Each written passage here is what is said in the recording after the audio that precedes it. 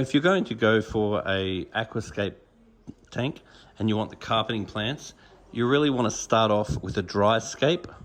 So therefore you don't want to start with water in the tank. You want to run it for a period of time. So you get all of your carpeting plant, and then you want to give it a month or even 2 to allow the roots to establish, because the carpeting plants are basically impossible to put them in once there's water flowing around, because you just can't root them. So if you root them dry, and then what you do is you put some cling wrap over the top of the tank, and then you just spray the carpeting plant daily to make sure it stays moist.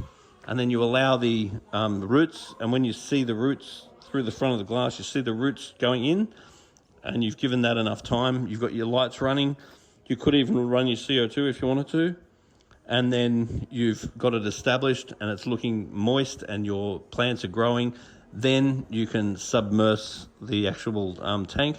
Then when you do submerge the tank, make sure you give it plenty of time before you start adding fish, because these substrates are very high in nutrients, and those nutrients are going to have to biologically activate the tank. So those nutrients are going to require the growth of bacteria, and that bacteria is going to take time. So once you do actually wet the tank, I would recommend not just putting the aqua soil in. I would put down a layer of power sand first, because the power sand will have a lot of long-term benefits working with the aqua soil. So you can run the aqua soil without power sand, but if it was up to me, I would definitely add power sand underneath the aqua soil. Then I'd put the aqua soil in. Then I would run it dry until all of my carpeting plants were established. Then I would wet the tank. It's really better to wet the tank with RO.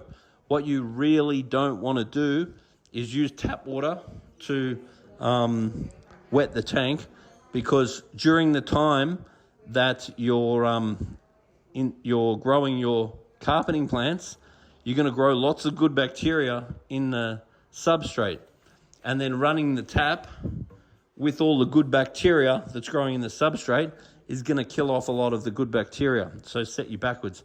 So we've got a filter then. We then want to hook the filter up and get the filter running, and then we really want to give the tank plenty of time, because the nutrients released from this are going to grow, going to produce all sorts of ammonia, nitrite, and so forth.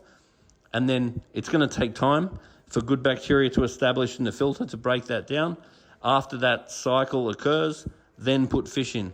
So these sorts of setups in the long run are actually really, really good. But you do have to be really patient with these sorts of setups.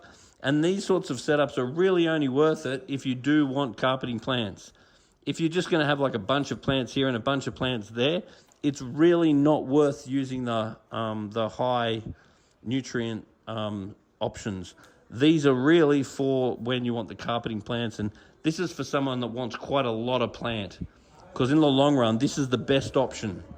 But you have to be patient. Don't be in a hurry to set it all up. Do everything very slowly. Just let it go for a month. Bring a sample of water down to Majestic Aquariums and a little video of what you've got going. Then make a bit of a change. Be very, very patient, because with these setups, set them up too quick and you're in all sorts of trouble.